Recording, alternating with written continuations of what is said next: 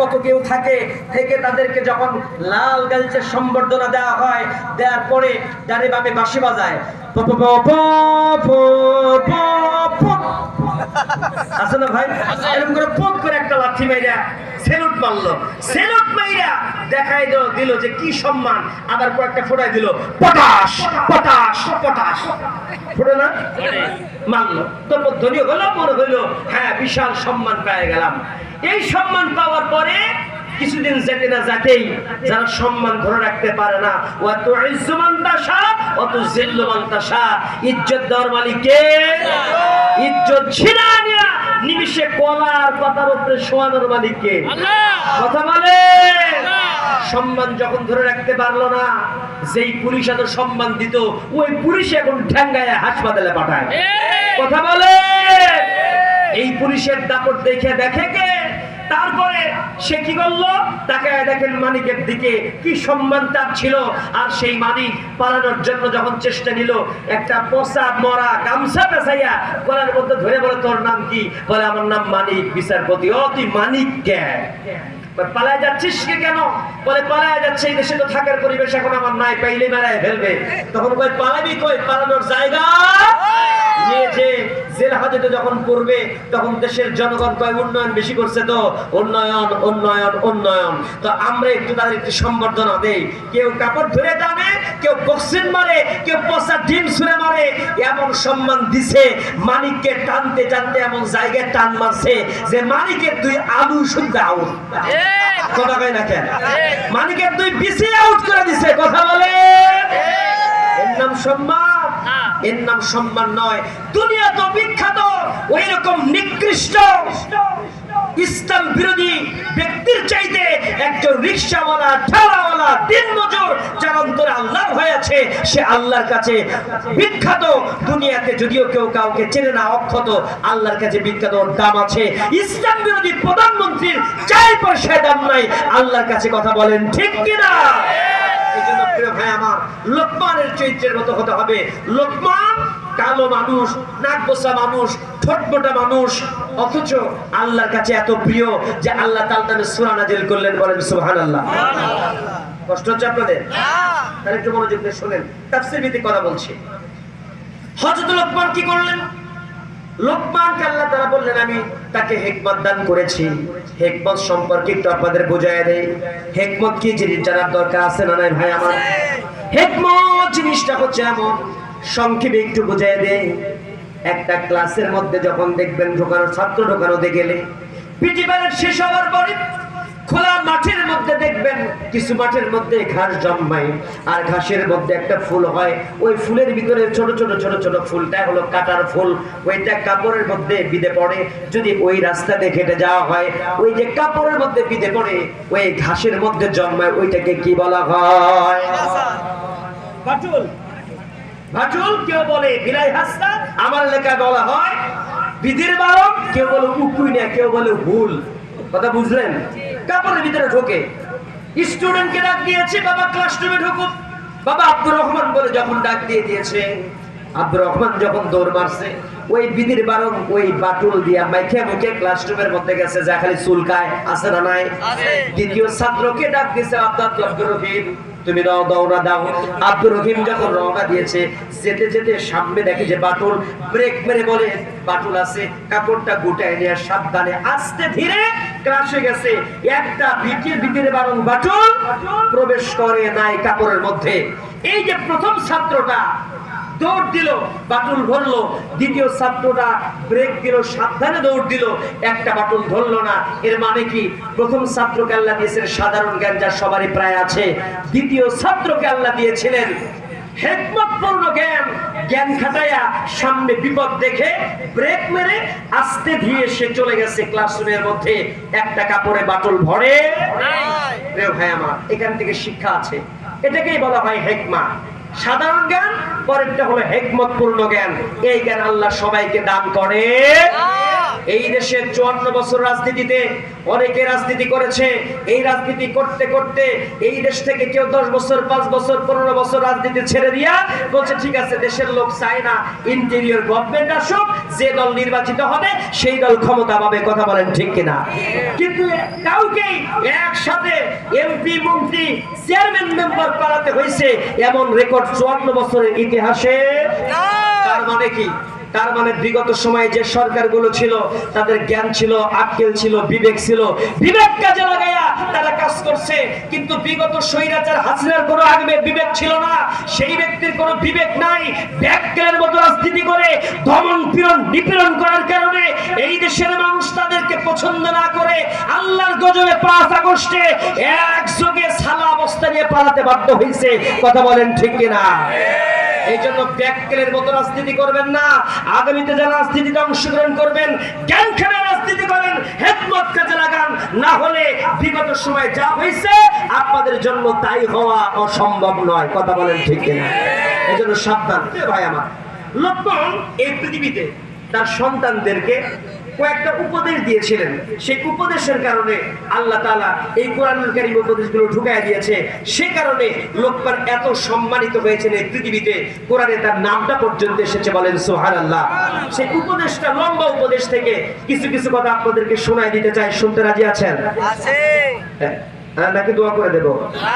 এই উপদেশগুলো শুনবেন না? এই উপদেশে অনেক ইম্পর্টেন্ট কথা আছে, গুরুত্বপূর্ণ কথা, যা যুবকদের জন্য, তরুণদের জন্য এবং মুরব্বীদের জন্য, সবার জন্য খুবই গুরুত্বপূর্ণ, ইম্পর্টেন্ট। ইনশাআল্লাহ। শুনতে রাজি আছি? ইনশাআল্লাহ। নাম্বার 1, আসুন শুরু করি। হযরত লোকমান তার সন্তানকে কি বললেন? আমরা আমাদের সন্তানকে উপদেশ দিই। লোকমান তার সন্তানকে কত সুন্দর উপদেশ দিয়েছেন।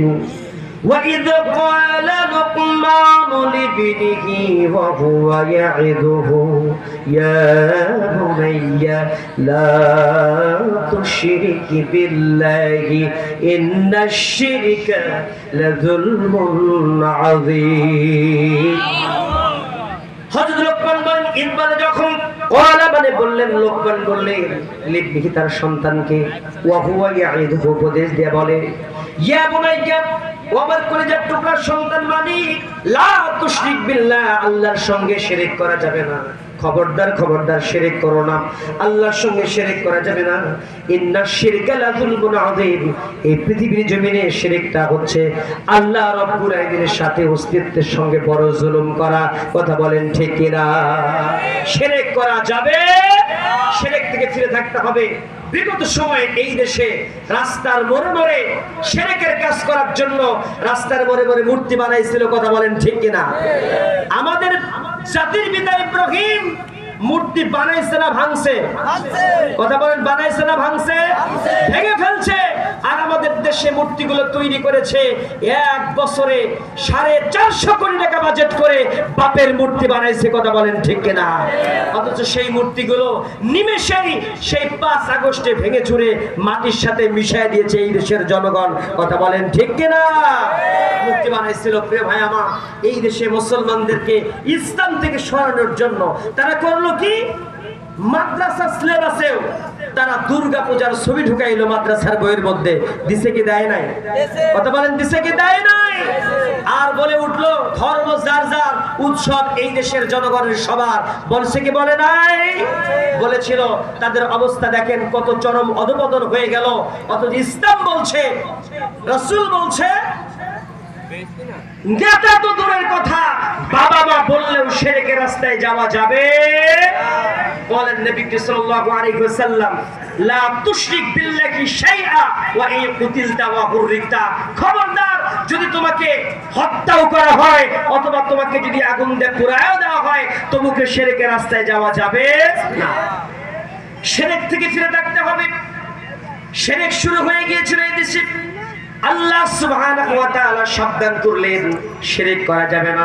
যদি কোনো ব্যক্তি শিরক করে একবার মারা যায়, কবরের জিন্দেগিতে যদি শিরক করে চলে যায়, তওবা যদি করে পৃথিবী থেকে মারা না যায়, ওই ব্যক্তি মরার পরে একবার জাহান্নামে প্রবেশ করলে আর কোনোদিন ওই জাহান্নাম থেকে বের হতে পারবে না। ওই ব্যক্তির জাহান্নামে থাকতেই হবে। কথা বলেন ঠিক কিনা? শিরক কত মারাত্মক জিনিস। সাদ ইবনে মালিক সম্পর্কে আয়াত নাযিল হয়। আল্লাহ রাসূল জনাবে মুহাম্মদ রাসূলুল্লাহ সাল্লাল্লাহু আলাইহি ওয়াসাল্লাম এই পৃথিবীর জমিনে যখন মক্কার জিন্দেগিতে রাসূল যখন বেঁচে আছেন, সাদ ইবনে মালিক রাদিয়াল্লাহু তাআলা ইসলাম কবুল করলেন, কালিমা পড়ে মুসলমান হয়ে গেলেন। এদিকে ভাইয়া উঠলেন কেন? আমি কি কোরআন হাদিসের বাইরে আলোচনা করছি? তাহলে উঠলেন কেন? কি সমস্যা? যদি কলটা দেয় একসাথে কি জামাতের সাথে বেশি লাগে ভাইয়া? খালি কোপা শামসু ভাই, যা হবার তা তো হয়েই গেছে, যা হবার তা তো হয়ে গেছে। একটা জিনিস বারবার রিপিট করলে কি মজা লাগবে? কথা বল, মজা লাগবে? খালি হাসিনাকে কাপড় চোপড় পেটিকুট ব্লাউজ খুলে ল্যাংটা করে খাড়া করে ধুলাম, এটা কয়বার শুনবেন? এগুলো কি আর শুনতে চায় মানুষ? বারবার তো শোনা হয়ে গেছে, হয় নাই? এগুলো কি বারবার শোনার বিষয়? আমাদের এখন এই সময়টাকে কাজে লাগাতে হবে। আবার নতুন করে ফ্যাসিবাদ যাতে না আসে, যে সেই শিক্ষাটা বাদ দিয়ে আমাদেরকে এখানে বেশ কিছু শিক্ষা আছে, সেদিক থেকে ফিরে থাকতে হবে। সন্তানদের আদর্শের শিক্ষা দিতে হবে, নামাজের শিক্ষা দিতে হবে, সন্তানদেরকে সৎ কাজের আদেশ, অন্যায় কাজে বাধার শিক্ষা দিতে হবে। সন্তানদেরকে কত লম্বা আলোচনা, 10টা পয়েন্টের আলোচনা আছে, মাত্র তো শুরু হয়েছে একটা। এখনই অস্থির হয়ে গেলে তো ভাই কাজ হবে না। যদি বলেন যে হুজুর সাতক্ষীরা আমি নতুন আসি না, তো সাতক্ষীরা প্রায় আমার আসার বয়স তাও তো 8 থেকে 9 বছর হবে, এর চেয়ে কম না। 14 সাল থেকে আমি ঢুকি এই দিক দিয়ে, ভারতে ঢুকি 14 সাল, এখন 2000 কত সাল? তাহলে কয় বছর হয়েছে? 11 বছর। 11 বছর ভিতর থেকে 2 বছর বাদ দেন, কয় বছর থাকে? 9 বছর। আরো 1 বছর বাদ দেন, 8 বছর। মিনিমাম 8 বছর হচ্ছে এই দেশে, এই অঞ্চলে আমার চলাফেরা পদচারণা আছে। মাঝখানে 2 বছর তো আমি মাহফিলে শহর কেন্দ্রিক আসতেই পারি নাই। কয় রাতে মাহফিল করতে হয়েছে, ওইদিকে কলারও আসতে পারি নাই। শহর কেন্দ্রিক বেশ কয়েকটা মাহফিলে অন্য এক বক্তাকে বাড়াই দিয়েছিলাম, আসলেই গ্রেপ্তার। খালি শোনে রেজাউল করিম ফারুক হুজুর আসছে নাকি, কথা হয় না কেন? আসলেই গ্রেপ্তার করবে। তো তারপরে আসা হয় নাই, চলে গেছে আমি। তারপর অনেকদিন পরে আবার আল্লাহ আমাকে সুযোগ দিয়েছেন, আসছি। প্রিয় ভাই আমার, সাতক্ষীরা অঞ্চলের মানুষ কি চায়, কেমন চায় আমি তো জানি, বুঝি। কিন্তু শুরু থেকে শেষ পর্যন্ত এক কেন্দ্রিক খালি শামসুর মতো কোপায়া যাওয়া, এগুলো আমার পছন্দনীয় না। আলোচনার একটা ধারাবাহিক রুলস আছে, একটা নিয়ম আছে, একটা পদ্ধতি আছে, সেভাবে আলোচনা করতে হয়। কথা বোঝেন নাই? কথা বোঝেন নাই? সেটা এখন একটা লাইনে উঠাইছি, সেটাতে যদি কোনো বিষয় আসে তবেই তো আমি গরম করব। এখন আসছে ধরেন একটা বিষয়, সেই বিষয়ে কিন্তু সাবজেক্ট ভিত্তিক কথা বলতে হবে, কথা কয় না কেন? এটা জ্ঞানের পরিচয়। আর যে সাবজেক্ট নাই, এখান থেকে ধরছে এই মাথা থেকে কুপাইতে কুপাইতে যায় একেবারে ওই